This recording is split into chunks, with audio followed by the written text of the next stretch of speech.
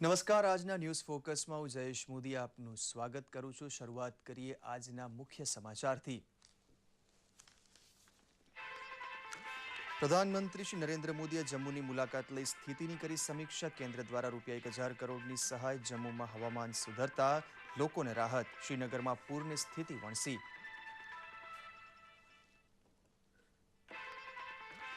છેલ્લા 3 મહિનામાં કોલસા આધારિત વીજ ઉત્પાદન વધ્યું હોવાનું જણાવી આગામી 5 વર્ષમાં દરેક ઘરમાં સતત 24 કલાક વીજળી પૂરી પાડવાની સરકારની પ્રતિબદ્ધતા વ્યક્ત કરતા કેન્દ્રીય ઉર્જા મંત્રી પિયુષ ગોયલ।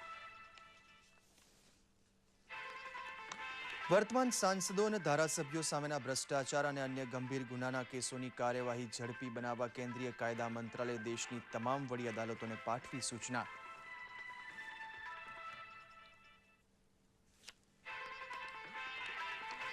ભારત અને ઇંગ્લેન્ડ વચ્ચે આજે બર્મિંગહામ ખાતે એકમાત્ર T20 મેચ પ્રવાસના સમાપને બંને ટીમો મેચ જીતવા કરશે પ્રયાસ।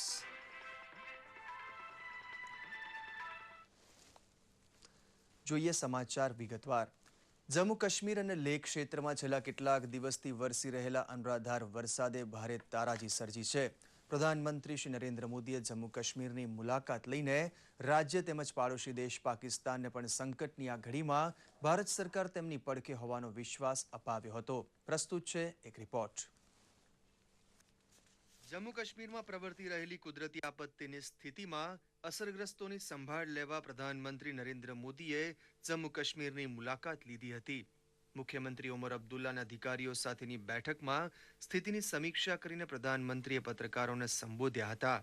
પ્રધાનમંત્રીએ રાજ્યનું આ કુદરતી સંકટ રાષ્ટ્રીય આપત્તિ હોવાનું જણાવીને તત્કાળ ₹1,000 કરોડની સહાયની જાહેરાત કરી હતી।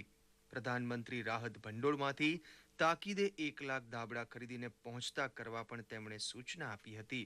भारत सरकार की तरफ से रेगुलरली स्टेट को डिजास्टर में रिलीफ के लिए करीब 1100 करोड़ रुपया पहले से मिला हुआ है, लेकिन ये हादसा इतना बड़ा है कि 1100 करोड़ से कुछ होना नहीं है और इसलिए आज मैं पहली किस्त के रूप में 1000 करोड़ रुपया और स्पेशल असिस्टेंस के रूप में जम्मू कश्मीर सरकार को देने का निर्णय मैंने किया है।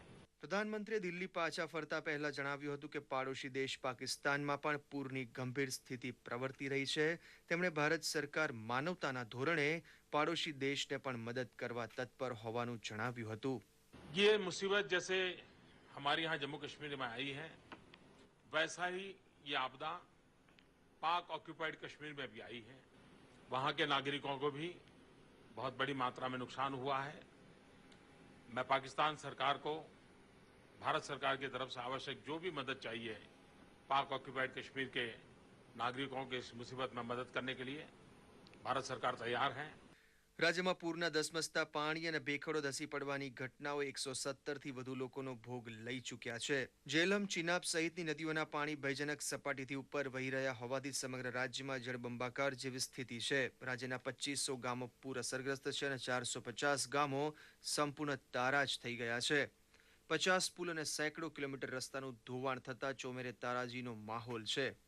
મુખ્યમંત્રી ઓમર અબ્દુલ્લા પણ સ્થિતિ અંગે ચિંતિત છે। बात करें तो पानी जो है वो अब उतरना शुरू हो चुका है और अब रेस्क्यू के तरफ कम और रिलीफ और रिहैबिलिटेशन की तरफ हमारा जो है हम तवज्जो देना शुरू करेंगे।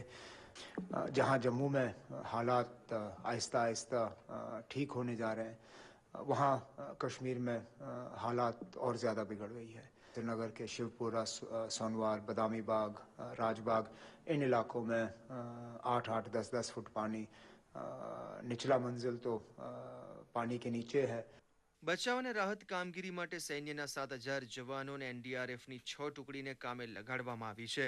જમ્મુમાં આજે તડકો નીકળતા રાહત કામગીરી શરૂ થઈ હતી, પરંતુ શ્રીનગર અને કાશ્મીર ખીણ વિસ્તારમાં વરસાદ ચાલુ રહેતા કેન્ટોનમેન્ટ, दूरदर्शन, लालबाग सहितना विस्तारों पानी में गरकाव था। परगवाल नाम की जगह पे काफ़ी मटेरियल भेजा है और एक सिविल एडमिनिस्ट्रेशन की टीम को भी एयरलिफ्ट किया है। वहाँ पे हमने 4 IL-76, 12 AN-32, 26 helicopters, 5 C-130, 2 C-17 aircraft, ये सब लगाए हुए हैं। રાજ્યમાં સંદેશા વ્યવહાર, પાણી અને વીજ પુરવઠો બધું જ ખોરવાઈ જતા જનજીવન ઠપ છે. આ સ્થિતિમાં અસરગ્રસ્તોને તાકીદે રાહત પહોંચતી કરવાનો મોટો પડકાર સરકાર સામે પડેલો છે. દૂરદર્શન સમાચાર, અમદાવાદ. દિલ્હીના લેફ્ટનન્ટ જનરલ નજીબ જંગે રાજ્યમાં સરકાર રચવા સૌથી મોટા રાજકીય પક્ષ ભાજપને નિમંત્રણ આપવા રાષ્ટ્રપતિની મંજૂરી માંગતા રાજકીય ગતિવિધિ તેજ થવા સાથે પ્રશ્ન પેચીદો બનતો જાય છે. પ્રસ્તુત છે એક અહેવાલ. દિલ્હીમાં 17 ફેબ્રુઆરી 2014થી રાષ્ટ્રપતિ શાસન અમલી છે. ઉપરાજ્યપાલ નજીબ જંગે રાજ્યના સૌથી મોટા પક્ષને સરકાર રચવા નિમંત્રણ આપવા રાષ્ટ્રપતિ પાસે મંજૂરી માંગતા દિલ્હી પોતાના હાથમાંથી સરકી જશે તેવી ભીતિ સાથે આમ આદમી પાર્ટીએ રાષ્ટ્રપતિની મુલાકાત લઈને આવેદનપત્ર સુપરત કર્યું છે. રાજ્ય વિધાનસભામાં 28 સભ્યો ધરાવતા આમ આદમી પાર્ટીનું કહેવું છે કે વિધાનસભામાં કોઈ પક્ષને બહુમતી ના હોવાના સંજોગોમાં ચૂંટણી જ એકમાત્ર વિકલ્પ છે. આમ આદમી પાર્ટી રાજ્યમાં નવેસરથી ચૂંટણી યોજવા માંગણી કરી રહી છે. अब एक ऐसी इतनी अनसर्टेन सिचुएशन बन चुकी है, रोज कुछ ना कुछ मीडिया में प्लांट किया जा रहा है. कभी कहते हैं सीक्रेट बैलेट हो रहा है, कभी कहते हैं कुछ हो रहा है, कभी हम सरकार बनाने के लिए तैयार हैं. हमने उनसे हाथ जोड़ के प्रार्थना की कि आप इस अनसर्टेन माहौल को खत्म कीजिए और दिल्ली विधानसभा को तुरंत भंग करके दिल्ली को चुनाव कराइए. दिल्ली की जनता चुनाव चाहती है. સરકાર રચનાની હિલચાલ શરૂ થતા હાલમાં ગૃહમાં 28 સભ્યોનું બળ ધરાવતા ભાજપે કાન સરવા કરી દીધા છે. ચૂંટણીઓમાં રાજ્ય વિધાનસભાની કુલ 70 બેઠકો પૈકી 31 બેઠકો પર વિજય મેળવી ચૂકેલા ભાજપના 3 વિધાનસભ્યો સંસદીય ચૂંટણી જીતીને સાંસદ બનતા ભાજપ હાલમાં 28નું સભ્યબળ ધરાવે છે. 34 સભ્યોના સમર્થન સાથે બહુમતી સાબિત કરવા તેને વધુ 5 સભ્યોના સમર્થનની જરૂર રહેશે. સાથી પક્ષ અકાલી દળ માત્ર એક જ બેઠક ધરાવે છે, પરંતુ ભાજપ તડજોડનું રાજકારણ ખીલી રહ્યા હોવાના આક્ષેપ વચ્ચે પોતાની છબી સાફ રાખીને દિલ્હીમાં સત્તા સુધી પહોંચવા મન બનાવી ચૂક્યું છે. अब तो लेफ्टिनेंट गवर्नर आगे क्या करते हैं उस पर निर्भर करेगा क्या होगा, किसको इनवाइट करते हैं. वैसे दिल्ली में BJP single largest political party है. यदि इनवाइट करना होगा तो शायद लेफ्टिनेंट गवर्नर को इनवाइट करें. जब लेफ्टिनेंट गवर्नर इनवाइट करेंगे तब देखेंगे क्या करना. રાજ્યમાં કોંગ્રેસ 8 બેઠકો, જનતાદળ યુનાઇટેડ 1 અને અપક્ષ 1 બેઠક ધરાવે છે. આમ આ ઘટનાક્રમ વચ્ચે કોંગ્રેસ દિલ્હીમાં ફરી સ્થિતિ સુધારવા તકની શોધમાં છે. मुझे लगता है बड़ी कंफ्यूज पार्टी है ये, और मोदी साहब का शायद बहुत डर रहता है मंत्रियों को, इसलिए उनको खुद मालूम नहीं रहता कि वो क्या बोल रहे हैं क्या नहीं बोल रहे हैं. अगर नंबर उनके पास है नहीं, हॉर्स ट्रेडिंग वो करेंगे नहीं, तो फिर सरकार बनेगी कैसे. और फिर सोच किस लिए रहे हैं सरकार बनाने के लिए. कभी कहते हैं कि सीक्रेट बैलेट होगी, सीक्रेट बैलेट का कोई प्रावधान कॉन्स्टिट्यूशन में नहीं है. तो पूरी तरीके से ये बौखलाई हुई पार्टी है जो लोगों से झूठे वायदे करके सत्ता में आई. દિલ્હી સરકારનો પ્રશ્ન પેચીદો બની રહ્યો છે. ઘણા પેચ એકસાથે લાગી ગયા હોવાની સ્થિતિમાં રાષ્ટ્રપતિ અને ઉપરાજ્યપાલ હવે શું નિર્ણય લે છે તેના પર બધાની નજર ટકેલી છે. દૂરદર્શન સમાચાર, અમદાવાદ. કેન્દ્રીય ઉર્જા મંત્રી પિયુષ ગોયલે જણાવ્યું છે કે વીજળીના ઉત્પાદન માટે જરૂરી કોલસાનું ઉત્પાદન છેલ્લા 3 મહિનામાં સંતોષજનક સ્તરે પહોંચ્યું છે. એક પત્રકાર પરિષદને સંબોધતા તેમણે જણાવ્યું કે કોલસા દ્વારા ઉત્પન્ન થતી વીજળીનું પ્રમાણ જૂન, જુલાઈ અને ઓગસ્ટમાં 21.4% જેટલું વધ્યું છે, જે સારી બાબત છે. તેમણે ઉમેર્યું હતું કે સરકાર આગામી 5 વર્ષમાં દેશના દરેક ઘરમાં સતત 24 કલાક વીજળી પૂરી પાડવા પ્રતિબદ્ધ છે. इस प्रकार के कोई 3 महीने में 20% कोयले से उत्पादन हुई हुई बिजली बढ़ना, ये अपने आप में एक बहुत ही गर्व का विषय है देश के लिए. सोलर इंडस्ट्री ने मिलजुल के ये तय किया कि हम डोमेस्टिक इंडस्ट्री को भी सक्षम बनाएंगे, स्वदेशी मैन्युफैक्चरर की समस्याओं का पूरा समाधान करेंगे, और साथ ही साथ सोलर मिशन को आंच नहीं आते हुए सोलर मिशन को बल्कि और एक्सपैंड करेंगे. કોલકાતાની મુલાકાતે ગયેલા ભાજપા અધ્યક્ષ અમિત શાહે આજે એક સભાને સંબોધી હતી. અમિત શાહે જણાવ્યું હતું કે ધીરે ધીરે દેશમાં એક મોટું પરિવર્તન શરૂ થયું છે. સત્તામાં આવ્યા બાદ ભાજપે 100 દિવસમાં સતત ઉત્કૃષ્ટ દેખાવ કર્યો છે. પ્રધાનમંત્રી શ્રી મોદીના નેતૃત્વ હેઠળની નવી સરકાર દ્વારા મોંઘવારી ઉપર કાબૂ મેળવાઈ રહ્યો છે. આ ઉપરાંત સરકારે મહત્વાકાંક્ષી જનધન યોજના તેમજ અન્ય કલ્યાણલક્ષી યોજનામાં જોડીને પ્રજાના કલ્યાણના કામો વિસ્તારી રહી છે.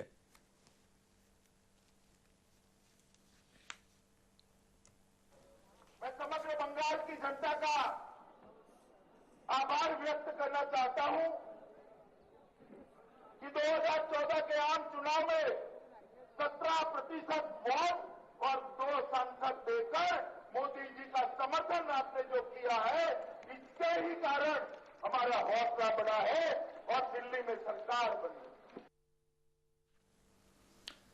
રાષ્ટ્રીય સ્વયંસેવક સંઘના પ્રમુખ મોહન ભાગવતે ભાજપા પ્રવક્તા સોનકર શાસ્ત્રી લિખિત 3 પુસ્તકોનું વિમોચન કર્યું હતું. રાજધાની દિલ્હીમાં હિન્દુ ખટીક જાતિ, હિન્દુ વાલ્મીકી જાતિ અને હિન્દુ ચર્મકાર જાતિ પર આધારિત પુસ્તક વિમોચન કાર્યક્રમને સંબોધતા ભાગવતે જણાવ્યું હતું કે સમાજનો દરેક ઘટક સન્માનને પાત્ર છે. આત્મીયતાના અભાવને કારણે જ સમાજમાં પછાતપણું વ્યાપ્યું છે, માટે સમાજમાં આત્મીયતા અને સન્માનની સ્થાપના ફરીથી કરવી પડશે.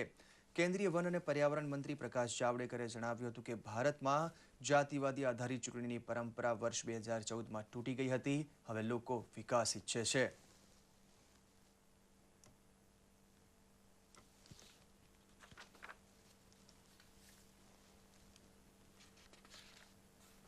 आत्मीयता और सम्मान के अभाव में ये पिछड़ापन आया, अवसरों से वंचित रहे, विकास से वंचित रहे, और इसको मूल में से हटाना है तो उस आत्मीयता और सम्मान की प्रतिष्ठापना फिर से करनी पड़ेगी.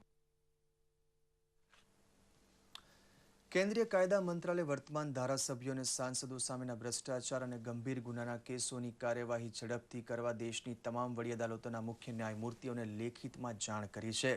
કેન્દ્રીય કાયદા મંત્રાલય દ્વારા દરેક વડી અદાલતના મુખ્ય ન્યાયાધીશને એવા આદેશ આપવામાં આવ્યા છે કે વર્તમાન સરકારમાં ચૂંટાયેલા ધારાસભ્યો અને સાંસદોના ભ્રષ્ટાચાર અને ગંભીર ગુનાના કેસ અંગેની કેન્દ્ર સરકારે સુપ્રીમ કોર્ટના આદેશ મુજબ તથા પ્રધાનમંત્રી નરેન્દ્ર મોદીના સ્વચ્છ રાજકારણના વચનને અનુલક્ષીને આ પગલું લીધું છે.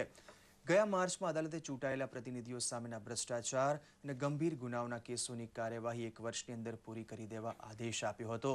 સુનાવણી ઝડપથી થાય તે બાબત કેન્દ્ર સુનિશ્ચિત કરી રહી છે.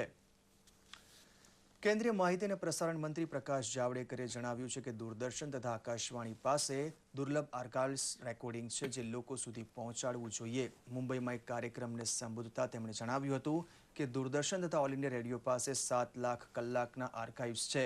તેમણે જણાવ્યું હતું કે આકાશવાણી પાસે 4 લાખ કલાકના આર્કાઇવ્સ છે તથા દૂરદર્શન પાસે 3 લાખ કલાકના આર્કાઇવ્સ છે. તે લોકોના મોબાઈલ સુધી પહોંચે તેમજ બધા જ લોકો તેનો લાભ લઈ શકે.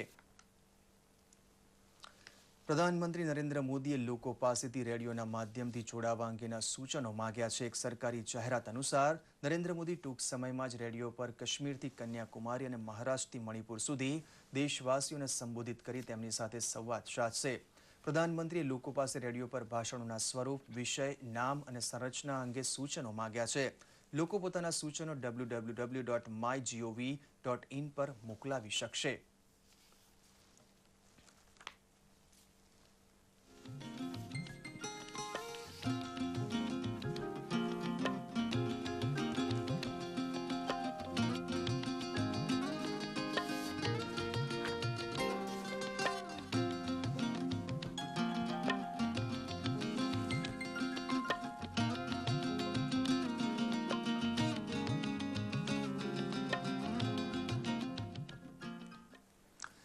મિત્રો, આજે આપણી સાથે ચર્ચા કરવા માટે સ્ટુડિયોમાં ઉપસ્થિત છે વરિષ્ઠ પત્રકાર મણિલાલ પટેલ. જી મણિલાલભાઈ, આપનું સ્વાગત છે અમારા સ્ટુડિયોમાં. આજના સમાચારોમાંથી ચર્ચાની વાત કરીએ તો સૌથી પહેલો પ્રશ્ન જમ્મુ કાશ્મીર વિશે થાય કે જમ્મુ કાશ્મીરમાં છેલ્લા 6 દાયકાનો સૌથી વધારે વરસાદ પડ્યો છે અને ભારતનું સ્વર્ગ ગણાતું આ જમ્મુ કાશ્મીર અત્યારે તેના સૌથી ખરાબ સમયમાં છે. ત્યારે આપણા પ્રધાનમંત્રી શ્રી નરેન્દ્ર મોદી આજે મુલાકાત લઈ અને સહાયની જાહેરાત કરી, તો સાથોસાથ આપણા પાડોશી દેશ પાકિસ્તાનને પણ એમણે સહાયની ઓફર કરી. તો આપ આ આખી ઘટનાને, આખી વાતને કઈ રીતે જોઈ રહ્યા છો? પૂર એ એક કુદરતી આપત્તિ છે. જી. કાશ્મીરમાં અને કેન્દ્રમાં જુદા પક્ષની સરકારો હોવા છતાં જી વડાપ્રધાને તાત્કાલિક કાશ્મીરની મુલાકાત લીધી. ગઈકાલે પણ હું માનું છું કે કેન્દ્રીય ગૃહમંત્રી રાજનાથસિંહ કાશ્મીરની મુલાકાત લીધી. આજે વડાપ્રધાન પણ ગયા. ગઈકાલ કરતાં આજની સ્થિતિ ખરાબ પણ હતી. અને કેન્દ્ર સરકારે પોતાના નિયમો મુજબ અથવા રાષ્ટ્રીય આફત સમાન ગણીને જેટલી મદદ થઈ શકે એટલી તાત્કાલિક ધોરણે દવાઓ, ખાદ્ય સામગ્રી અને હમણાં તો હવાઈ માર્ગે બોટ પણ મોકલવામાં આવી. એટલે મને લાગે છે કે કેન્દ્ર સરકારે રાજ્ય સરકારનો એક વડીલ હોય એ પ્રમાણે કોઈ પક્ષીય ભેદભાવ વિના વડાપ્રધાને જે ઉત્તમ રાજ્ય સરકારને મદદ કરવાની ઓફર કરી, એમાં લાગે કે આજના રાજકારણમાં એક સ્વચ્છ પરંપરાનો આરંભ છે. અને સાથોસાથ તરત ને તરત જ 1,000 કરોડની સહાયની પણ જાહેરાત કરી અને સાથોસાથ 1 લાખ ઢાબળાનો પણ ઓર્ડર આપી દીધો અને તે તાત્કાલિક પહોંચાડવાના આદેશ કર્યા. બે પ્રકારની સામગ્રી, એક તો તાત્કાલિક રાહત જોઈએ, જેમાં ખાદ્ય સામગ્રી જોઈએ, વીજળી જોઈએ, પાણી જોઈએ અને કોમ્યુનિકેશન. આ 3 તાત્કાલિક જોઈએ અને બધું કેન્દ્ર સરકારની સહાય વિના થઈ શકતું નથી. વડાપ્રધાને એક કદમ આગળ રહીને પણ એમ પણ કહ્યું કે બીજા રાજ્યો પણ મદદ કરે. એમણે પાકિસ્તાન ઓક્યુપાઈડ કાશ્મીરને પણ કહ્યું. મને લાગે એક મુસદ્દી છે, એક સારી વસ્તુ છે કે જ્યારે પાકિસ્તાન સાથે વાટાઘાટો કરવાનો પ્રશ્ન આવ્યો ત્યારે એમને રદ કરી હમણાં કે ભાઈ તમે આ રીતે જે સરહદ પરનો આતંકવાદ બંધ નહીં થાય, ગોળીબાર તો નહીં. પણ આજે કુદરતી આફત આવી તો ભારતની દુનિયામાં એક સારી છાપ ઊભી થશે કે અમારી કુદરતી આફતમાં અમે પાકિસ્તાનની સાથે છીએ. અને વડાપ્રધાને જે મદદની ઓફર કરી એ મુસદ્દી રીતે અને માનવતાની રીતે બંને રીતે યોગ્ય છે. વાત કરીએ તો દિલ્હીની રાજનીતિની વાત કરીએ તો દિલ્હીમાં સરકાર રચવા માટે એલજીએ જે રાષ્ટ્રપતિ પાસે સમય માગ્યો કે ભાઈ ભાજપને અમે નિમંત્રણ આપીએ અને એની મંજૂરી માગી ને ત્યારથી રાજકારણમાં દિલ્હીના એક ગરમાવો આવી ગયો. અરવિંદ કેજરીવાલ તેમના ધારાસભ્યોને લઈને રાષ્ટ્રપતિ પાસે પહોંચી ગયા અને તેમાં જો કે 5 ધારાસભ્યો એબસન્ટ પણ હતા, ગેરહાજર રહ્યા હતા. તો આપનું શું કહેવું છે કે દિલ્હીમાં ખરેખર કઈ રીતની સ્થિતિ આપ જોઈ રહ્યા છો? ખરેખર કોઈ પક્ષની સરકાર રચાશે કે પછી ફરીથી ચૂંટણી? ઇલેક્શન પછી ભારતીય જનતા પાર્ટી મોટો પક્ષ હતો. સરકારે એમને સૌથી પહેલા લેફ્ટનન્ટ ગવર્નરે એમણે સરકાર રચવાનું આમંત્રણ આપ્યું હતું. આજે એ વખતની કેન્દ્ર સરકાર બદલાઈ ગઈ છે. એ વખતે યુપીએની સરકાર હતી અને આંકડાની ગણતરીમાં ભાજપ સરકાર બનાવી શકે એમ હતો નહીં, કારણ કે આપનો પણ ટેકો મળ્યો નહોતો કે કોંગ્રેસનો પણ ટેકો મળ્યો નહોતો. એટલે એમને એ વખતે ના પાડી.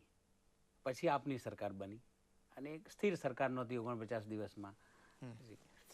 એ પછી આજે ફરીથી કેન્દ્રમાં સરકાર બદલાયા પછી દિલ્હીમાં સરકાર બનાવવાનું એક વાતાવરણ ઊભું થયું.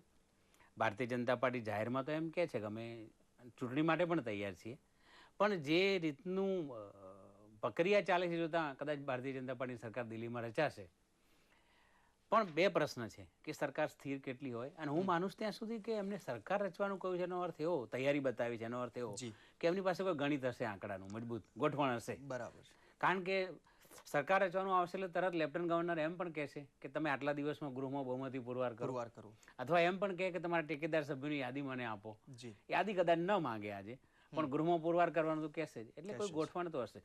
હું એમ માનું કે જેમ કેજરીવાલને કોંગ્રેસે, ભલે કેજરીવાલે ટેકો ન માગ્યો છતાં કોંગ્રેસે આપ્યો, એમ આજે પણ કોઈ ગોઠવણ થાય ને જો સ્થિર સરકાર રચાતી હોય તો લોકશાહીમાં લોકોના માથે 6 મહિને 12 મહિને ચૂંટણીઓ થોપી દેવી એ પણ બરાબર નથી. કોઈ સરકાર રચાય જરૂરી છે, ભલે રચાય. પણ જે રીતે બિહારમાં એક પ્રયોગ થયો લાલુ અને નીતિશનો, એવો કોઈક પ્રયોગ જો દિલ્હીની રાજનીતિમાં થાય અને આપ અને કોંગ્રેસ ભેગા મળી અને બીજેપીની સામે ઉમેદવાર ઊભા રાખે, જો ઇલેક્શન ડિક્લેર થાય તો એ નવી જે યુતિ છે એને આપ કઈ રીતે જોઈ રહ્યા છો? જો કદાચ થાય તોની વાત છે. એ શક્ય નથી, કારણ કે કોંગ્રેસ કે એવી મજબૂત નથી કે આપને કોંગ્રેસ જોડે બેસવાથી આપને કોઈ ફાયદો થાય, પોલિટિકલી સિટિંગમાં કોઈ ફાયદો થઈ શકવાની શક્યતા નથી. એટલે એ, અને બીજું જે રીતે કોંગ્રેસની આજે દેશમાં સ્થિતિ છે જોતા આપ કદાચ આ સંજોગમાં ભૂલ ન કરે કોંગ્રેસ સાથે બેસવાની. બીજી બાજુ બિહારની સ્થિતિ જુદી હતી. કાલે કદાચ ઉત્તર પ્રદેશમાં માયાવતી અને મુલાયમ એક થાય, પશ્ચિમ બંગાળમાં મમતા અને સામ્યવાદીઓ એક થાય, એ બની શકે કદાચ સાંપ્રદાયિક ને બિન સાંપ્રદાયિક, પણ દિલ્હીમાં હું આ શક્યતા જોતો નથી. જી, વાત કરીએ આજે જે કેન્દ્રીય કાયદા મંત્રાલયે એક સૂચના જારી કરી છે દરેક રાજ્યની વડી અદાલતના મુખ્ય ન્યાયમૂર્તિશ્રીઓને કે ભાઈ જે ધારાસભ્યો અને સાંસદો સામે જે ભ્રષ્ટાચાર અને જે ગંભીર ગુના છે તો તેવા કેસોની કાર્યવાહી ઝડપથી કરવી. તો તેને એક કાયદાકીય પ્રક્રિયાના પરિપ્રેક્ષમાં સાથોસાથ રાજકીય પરિપ્રેક્ષમાં આપ કઈ રીતે જોઈ રહ્યા છો? લોકસભાની ચૂંટણી વખતે વડાપ્રધાનને પ્રચારમાં એવું કહેલું કે આ જે રીતે રાજકારણમાં અપરાધીકરણ વધી ગયું છે એની સામે આ કેસો ઝડપથી ચાલવા જોઈએ. ઘણીવાર એવું બન્યું છે કે સંસદ સભ્યની કે ધારાસભ્યની મુદત પૂરી થઈ જાય ત્યાં સુધી એનો નિકાલ ના આવ્યો હોય તો પછી એનો કશો અર્થ જ નથી. બીજું કે પ્રજાનો પણ એક વિશ્વાસ રાજકારણ પરથી દિન પ્રતિદિન ઘટતો જાય. જો આવું જ બને કે એક છાપ થઈ ગઈ છે કે રાજકારણમાં ગુંડાઓ જ આવે છે, લોકસભામાં 80% આટલા લોકો બેઠા છે, એટલે લોકશાહીમાં આવી છાપ પણ લોકોના માનસો પર લાંબા સમય સુધી રહે એ જરૂરી, એ બરાબર નથી, યોગ્ય પણ નથી. એટલે ઝડપથી જો નિકાલ આવે એનો તો લોકોના મનમાં એક શુદ્ધ ભાવના લોકશાહી માટેની પેદા થાય. એટલે એ દિશામાં બરાબર. પણ જ્યારે આ વાત આવી ત્યારે સુપ્રીમ કોર્ટે એવું પણ કહ્યું હતું કે અમે આવી કોઈ પ્રાયોરિટી ના આપી શકીએ, કારણ કે અમારે બીજા બધા પણ કેસો હોય એને. પણ મારી દ્રષ્ટિએ આમાં સુપ્રીમ કોર્ટ કોઈ અગ્રતા આપે તો કશું ખોટું નથી. રાજકારણનું જે અપરાધીકરણ છે અને રાજકારણને સ્વચ્છ કરવામાં હું માનું છું આ પ્રક્રિયા ખૂબ મદદરૂપ થશે. પ્રધાનમંત્રી એક સૂચન મંગાવ્યા છે રેડિયો રિલેટેડ કે ભાઈ રેડિયો પર મારે ભાષણ આપવાનું છે, આપ આપના સૂચનો કઈ રીતનું એનું બ્રોડકાસ્ટ થશે, તો પત્રકાર તરીકે એઝ અ મીડિયા પર્સન આપ આપના કયા સૂચનો સૂચવો છો? હું નાનો હતો એ જમાનામાં ટીવી નહોતા જી, અને ઘરમાં રેડિયો પણ નહોતા. ત્યારે હું સમાચાર કેવી રીતે સાંભળતો? હું 1955, 56, 60ની વાત કરું છું. તે વખતે સમાચાર મારા ગ્રામ પંચાયતની ઓફિસ ઉપર એક રેડિયો હતો.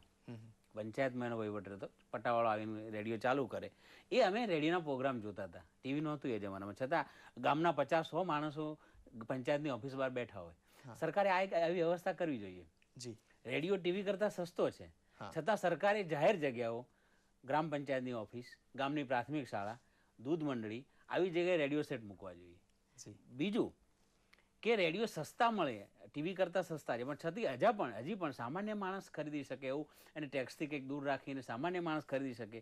રેડિયો ટેકનોલોજીકલ માણસ જે મોબાઈલ ગજવામાં લઈને ફરે છે એવું લઈને ફરી શકે એવા અમે કેનેડામાં જોયા છે કે આપણા ગોળ મોબાઈલ હોય, મોબાઈલ જે ટાઈપના રેડિયો તમે, એટલે ટેકનોલોજીકલ માણસ જાતે પણ જોડે પણ લઈને ફરી શકે અને જાહેર જગ્યાએ એને મૂકી શકાય, સસ્તા આપી શકાય. આવું સરકાર જરૂર વિચારી શકે. જી, આપના સૂચન ચોક્કસ સરકાર ધ્યાને લેશે. આપ અમારા સ્ટુડિયોમાં આવીને આટલી વિસ્તૃત માહિતી આપી તે બદલ આપનો ખૂબ ખૂબ આભાર. ધન્યવાદ. મિત્રો, સમાચારમાં આગળ વધીએ. બાગાયતી ખેતીનું વધતું મહત્વ તેમજ શિક્ષિત યુવાનોના ખેતીમાં વધતા જતા રસને જોતા ભારત સરકારના NHRDF વિભાગ દ્વારા રાજકોટમાં 2 દિવસીય કૃષિ સેમિનારનું આયોજન કરવામાં આવ્યું છે. સેમિનારમાં મોટી સંખ્યામાં ખેડૂતોએ ખેતીમાં વૈજ્ઞાનિક અભિગમ સાથે બાગાયતી પાકનો વ્યાપ વધારવા માહિતી મેળવી હતી. તેમજ અહીં મોટી સંખ્યામાં મહિલાઓ પણ હાજર રહી હતી. તેમણે દૂરદર્શને જણાવ્યું હતું કે આ પ્રકારના કૃષિ સેમિનારથી ખેતી અંગે વિસ્તૃત માહિતી મળે છે. આજે યાત્રાધામ દ્વારિકા ખાતે ભગવાન દ્વારિકાધીશની વિજય યાત્રા નીકળી હતી. દ્વારિકાના જગત મંદિર ઉપર પાકિસ્તાન દ્વારા ઈસવીસન 1965માં વામન બારસે રાત્રિના સમયે ભીષણ બોમ્બવારો કરવામાં આવ્યો હતો. ત્યારે દ્વારિકાધીશે મંદિર તેમજ સંપૂર્ણ દ્વારિકા નગરીનું રક્ષણ કર્યું હતું એવી માન્યતા છે. તેની યાદમાં દિવસ ઉજવાય છે. આજે આ ઘટનાના 50 વર્ષમાં પ્રવેશતા દ્વારિકાના મંદિરમાં વિષ્ણુ સહસ્ત્ર નામના પાઠ તેમજ મંદિરની ધજાની પૂજા કરવામાં આવી હતી. તેમજ સુદર્શન ચક્રધારી દ્વારિકાનાથના દેવ ધરાવતા વિજયરથની શંખનાદ અને ઢોલ નગારા સાથે શોભાયાત્રા કાઢવામાં આવી હતી. શોભાયાત્રાને શારદા પીઠના બ્રહ્મચારી નારાયણવનજીએ પ્રસ્થાન કરાવી હતી.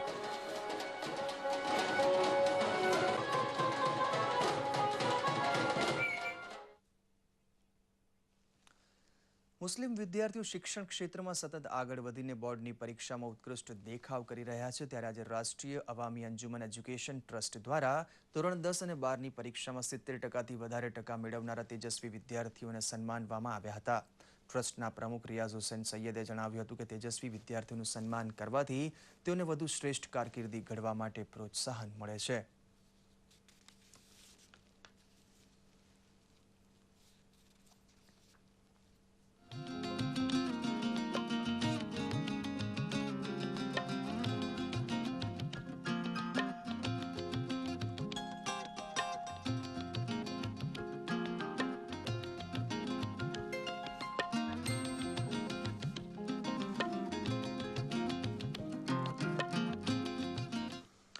આવતીકાલે વિશ્વ ફિઝિયોથેરાપી ડે છે. તેના અનુસંધાનમાં આજે ફિઝિયોથેરાપીથી થતા ફાયદા અને લોકોમાં જાગૃતિ આવે તે માટે સેમિનાર યોજાઈ ગયો.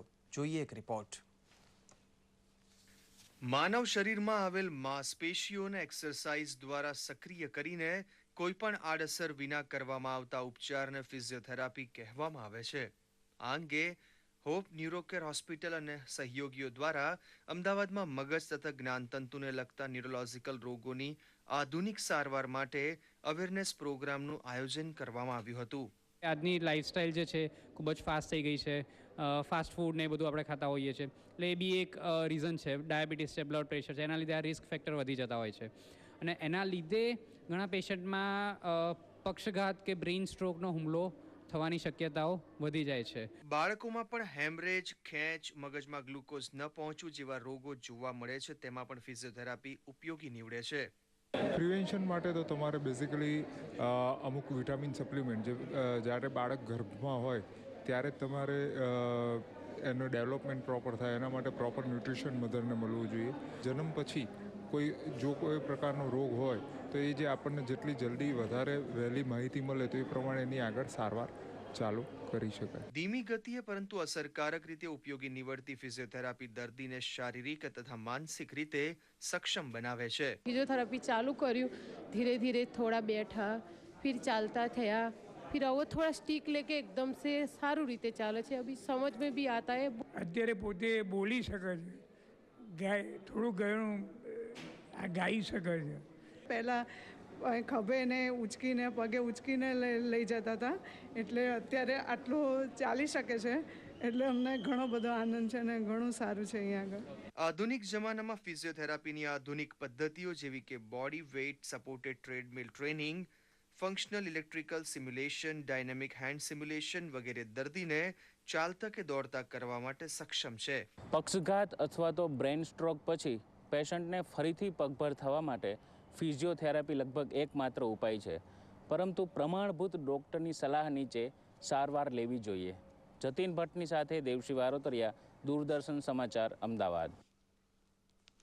ભાદરવી પૂનમે માં અંબાના દર્શનાર્થે સંખ્યાબંધ શ્રદ્ધાળુઓ જઈ રહ્યા છે. યાત્રાળુઓના ધસારાને કારણે અંબાજીના મેળામાં મિની કુંભ મેળા જેવો માહોલ જોવા મળ્યો હતો.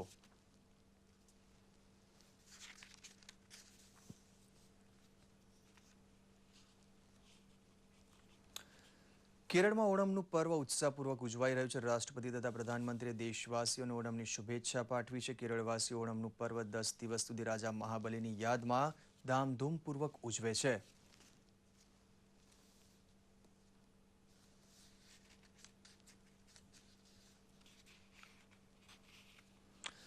અને હવે જોઈએ ફટાફટ ન્યૂઝ.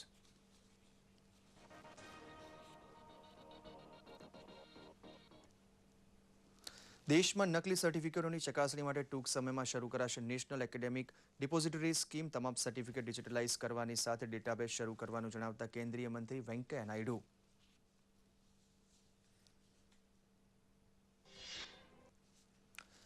ગ્રાહક સાથે દુર્વ્યવહાર કરવા બદલ ભારતી એરટેલ લિમિટેડને ₹5 લાખનો દંડ ફટકારતી દિલ્હીની સ્થાનિક અદાલત.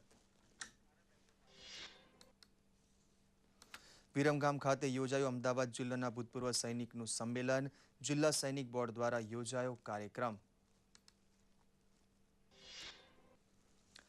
ગુજરાતમાં પ્રથમ વખત મીઠા પાણીમાં રહેતી માછલીઓની પ્રજાતિઓની હાથ ધરાઈ ગણતરી. પ્રાથમિક તબક્કે માછલીની 40 પ્રકારની પ્રજાતિની કરાઈ નોંધ. ક્રિકેટ. બર્મિંગહામ ખાતે રમાઈ રહેલી ભારત ઇંગ્લેન્ડ વચ્ચેની T20 મેચમાં ઇંગ્લેન્ડના 12 ઓવરમાં 4 વિકેટે 86 રન થયા હતા. ઇંગ્લેન્ડે ટોસ જીતીને પ્રથમ બેટિંગ કરવાનું પસંદ કર્યું હતું. ભારત ઇંગ્લેન્ડ મેચમાં ભારત વનડે શ્રેણીની 5મી મેચ ખરાબ રીતે હારી ગયું હતું. ઇંગ્લેન્ડ સામેની અંતિમ મેચ ભારત 41 રને હારી ગયું હતું. તેમ છતાં વનડે શ્રેણી ભારત 3-1થી જીતી ગયું હતું, જ્યારે ટેસ્ટ શ્રેણી 1-3થી હારી ગયું હતું. અંતમાં મુખ્ય સમાચાર ફરી એકવાર. પ્રધાનમંત્રી નરેન્દ્ર મોદીએ જમ્મુની મુલાકાત લઈ સ્થિતિની કરી સમીક્ષા. કેન્દ્ર દ્વારા ₹1,000 કરોડની સહાય. જમ્મુમાં હવામાન સુધરતા લોકોને રાહત. શ્રીનગરમાં પૂરની સ્થિતિ વણસી.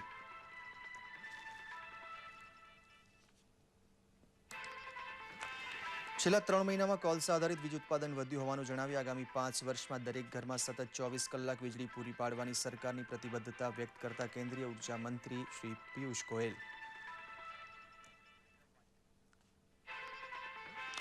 વર્તમાન સાંસદો અને ધારાસભ્યો સામેના ભ્રષ્ટાચાર અને અન્ય ગંભીર ગુનાના કેસોની કાર્યવાહી ઝડપી બનાવવા કેન્દ્રીય કાયદા મંત્રાલયે દેશની તમામ વડી અદાલતોને પાઠવી સૂચના.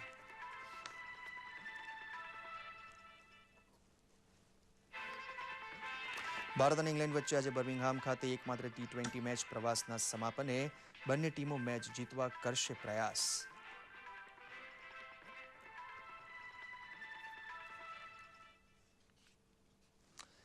મિત્રો, ન્યૂઝ ફોકસ આપ સૌ દર્શકોને ફોકસમાં રાખી તૈયાર કરવાનો અમારો નિરંતર પ્રયાસ છે, પણ તમારા સૂચન, અભિપ્રાય, પ્રશંસા અને ટીકા વગર અમારા પ્રયત્ન અધૂરા ગણાય. માટે samacharahmedabad@gmail.com પર 2 શબ્દો પણ મોકલશો.